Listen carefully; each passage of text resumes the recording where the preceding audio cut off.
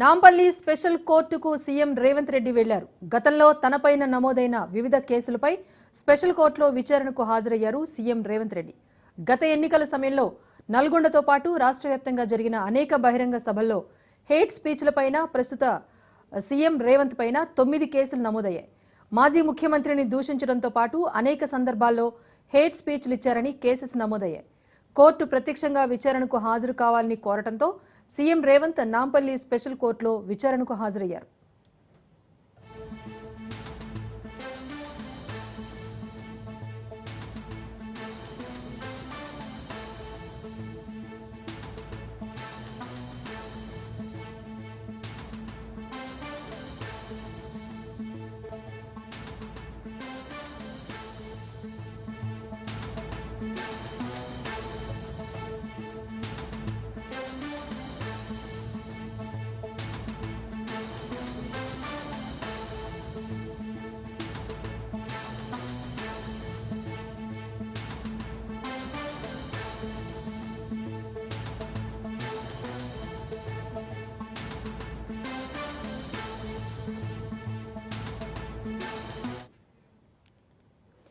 Nampally special కోర్టుకు CM Revanth Reddy వెళ్లారు. గతంలో తనపై నమోదైన వివిధ కేసులపైన స్పెషల్ కోర్టులో విచారణకు హాజరయ్యారు సీఎం రేవంత్.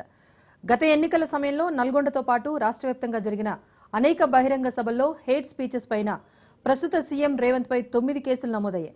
మాజీ ముఖ్యమంత్రిని దూషించడంతో పాటు అనేక సందర్భాల్లో హేట్ స్పీచ్లు ఇచ్చారని కేసెస్ నమోదయ్యాయి. కోర్టు ప్రత్యక్షంగా విచారణకు హాజరు కావాలని కోరటంతో సీఎం రేవంత్ నాంపల్లి స్పెషల్ కోర్టులో విచారణకు హాజరయ్యారు. దీనికి సంబంధించి అప్డేట్ మా ప్రతినిధి రత్నకుమార్ అందిస్తారు. రత్నకుమార్, చెప్పండి, సీఎం విచారణకు హాజరయ్యారు. సో ఎలా కొనసాగుతోంది, వివరాలేంటి?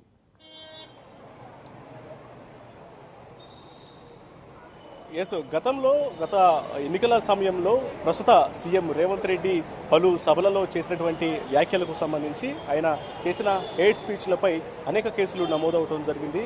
ఈ స్పీచ్లకు సంబంధించి నమోదైనటువంటి కేసులకు సంబంధించి ఖచ్చితంగా ప్రత్యక్షంగా విచారణకు హాజరు కావాలంటూ నాంపల్లి స్పెషల్ కోర్టు నోటీసులను జారీ చేసింది. అందులో భాగంగానే కొద్దిసేపటి క్రితం ఆయన ప్రత్యక్షంగా నాంపల్లి స్పెషల్ కోర్టు ఎదుట విచారణకు హాజరయ్యారు. విచారణకు హాజరైన అనంతరం కోర్టులో న్యాయమూర్తి అడిగినటువంటి ప్రతి ప్రశ్నకు సమాధానం చెప్పినటువంటి పరిస్థితి. ముఖ్యంగా ఆ సందర్భంలో పలు బహిరంగ సభలలో గత మాజీ ముఖ్యమంత్రి సీఎం కేసీఆర్ మీద చేసినటువంటి వ్యాఖ్యలపైన పలు కేసులు నమోదయ్యాయి.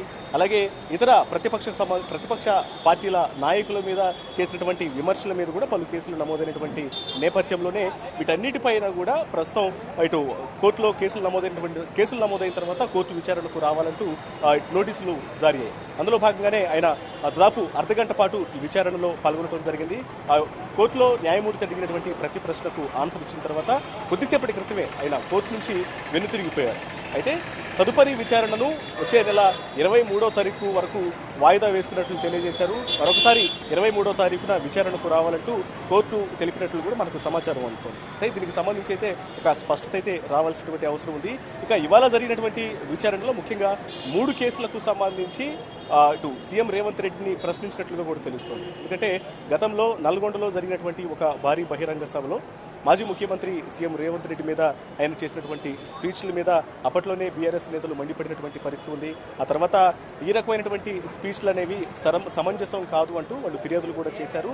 ఈ ఫిర్యాదుల అనంతరం ఆయన మీద కేసులు నమోదవుతుంది జరిగింది. వీటితో పాటు ఇతర పార్టీలకు సంబంధించినటువంటి నేతల మీద కూడా చేసినటువంటి వ్యాఖ్యలు ఏవైతే ఉన్నాయో వాటన్నిటివి అనేక కేసులకు సంబంధించి కూడా ఒకసారిగా కోర్టులో అది విచారణకు వచ్చినటువంటి పరిస్థితుల్లోనే ప్రత్యక్షంగా విచారణకు హాజరు కావాలి అని తెలియజేసినటువంటి పరిస్థితుల్లోనే న్యాయస్థానాలను ఖచ్చితంగా గౌరవిస్తాను అన్నటువంటి ఉద్దేశంతో ఆయన కొద్దిసేపటి క్రితం విచారణకు హాజరయ్యారు. విచారణకు హాజరైన తర్వాత కోర్టులో న్యాయమూర్తి కూడా కొన్ని ప్రశ్నలు వేశారు. నిజంగానే యొక్క హేట్ స్పీచ్లు చేశారా, వ్యక్తులను ఉద్దేశిస్తూనే యొక్క వాళ్ళని ఇబ్బంది పెట్టే విధంగా ఆ వ్యాఖ్యలు అసభ్య పదజాలంతో దూషించడం జరిగిందా అనేటువంటి ప్రశ్నలు వేయడం జరిగింది. వీటన్నిటిని కూడా బదులిస్తూ తను ఏ తప్పు చేయలేదు అనేటువంటి సమాధానాన్ని సీఎం రేవంత్ రెడ్డి ఇచ్చినట్లు కూడా సమాచారం ఉంది.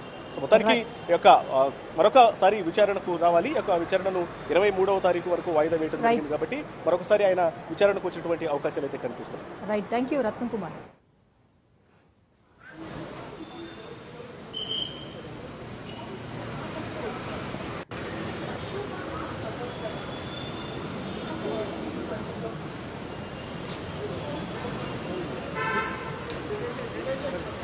వెహికల్స్